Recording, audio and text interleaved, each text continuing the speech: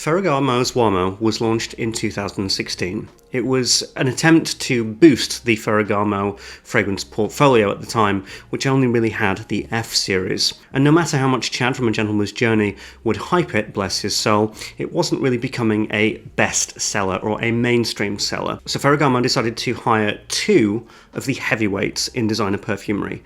Yes, Alberto, Moore E. Yas Queen, and Aurélien Gouchard. Gouchard, interestingly at the time, was essentially the in-house perfumier for Robert Piguet, who I was working for at the time, who was having a bit of a renaissance with that brand, as was the brand itself. Gouchard had originally done very successful flankers to successful fragrances, but Uomo, up to this point, was his sort of big break when it came to releasing an original fragrance line. Gouchard had been working with Robert Piguet, and he'd been doing some of the newer Robert Piguet fragrances, which were working with the note of chocolate, in particular Petit Fracas, which is one of my favourite fragrances ever. And I can actually see the similarities of the way that chocolate was worked into that fragrance as it was worked into this fragrance. It worked, and Uomo was a successful fragrance release for the time, but I always am concerned that this is going to get forgotten. I really enjoy wearing this fragrance. I think it's an absolutely wonderful scent. However,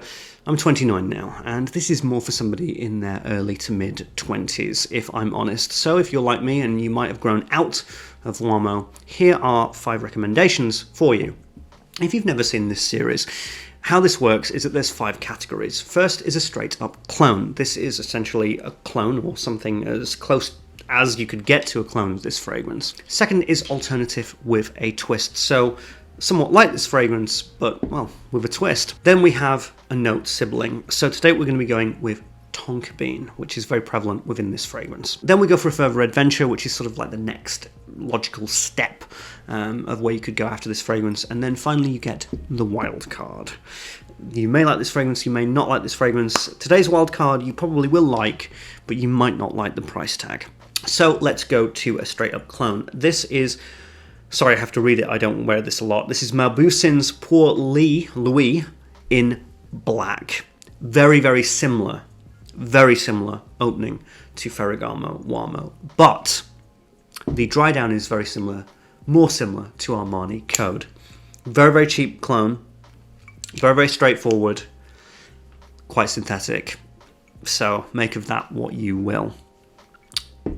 Next one, I'm going to go with an alternative with a twist, and usually I don't go for flankers in this series because I find that to be a bit too obvious, but truth be told, the best alternative with a twist to this is Ferragamo's Uomo Signature. In fact, when I run out of this and I'm done, I'm going to actually migrate over to buying Signature.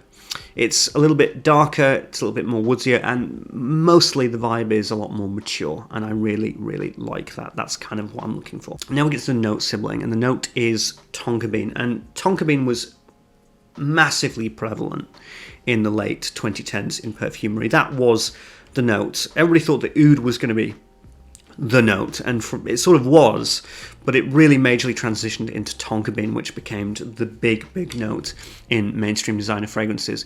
So you know what, I'm just going to go straight for the jugular and go for Tonka Imperial by Guerlain. And the reason is this. This is Tonka Bean and vanilla with coffee. Tonka Imperial is Tonka Bean, vanilla, and cherry. So it's quite the transition, but I think that you'll really appreciate it. Really, really high quality stuff. Incredibly high quality stuff. I haven't smelt the latest version of it. I know that they've changed the packaging, but if I know Guerlain, it'll still be good, I hope. So check it out. If you can get a classic bottle, that's better, but right now, just test. Test. And we get to the further adventure, and this is intriguing because Uomo is it's very subtle. The way that it's blended, it's not got too many peaks and valleys. It's very sort of just restrained in a way. And I thought, okay, so I want something that's restrained, something that smells good, something that's similar. Let's see if we can move from coffee to a bit more of like something that's boozy. And I thought of Maison Margiela's Jazz Club. Very similar in texture, very similar in style, but that's more a boozy cognac fragrance than this, which is coffee, cream, and chocolate. But Jazz Club is a big compliment getter. It does very well and is actually one of the big fragrances that launched Maison Margiela into the stratosphere, really, with their replica line. Something special. And I remember that when I smelt Uomo and I was really, really loving Uomo, Jazz Club was also one of my favourites as well, and they sort of have that kind of interlinking quality. So I'd really, really look into Jazz Club by Maison Margiela. Then we get to the Wildcard.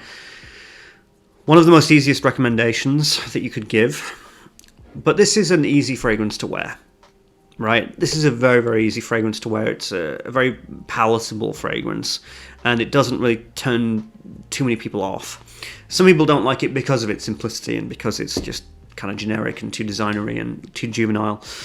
But if you want to go to a more mature level, if you really, really want to upgrade, you got to go with Xerjoff Naxos. And one of the cool things about Naxos is, I mean, it's almost like a cheat code because you can recommend it from any sort of sweet designer. If you like Le Nuit de l'Homme, you're probably going to like Naxos. If you like 1 Million Privé, you're going to like Naxos. If you like Pure Havane, you're going to like Naxos. If you like a lot of those kind of sweeter fragrances that have either tobacco, chocolate, vanilla, all roads kind of lead to Naxos in that way. So it's definitely worth checking out for any fragrance lover, really, and any gourmand fragrance lover, which I most certainly am. So go for it. Anyway, those are my 5 recommendations if you enjoy Ferragamo Uomo.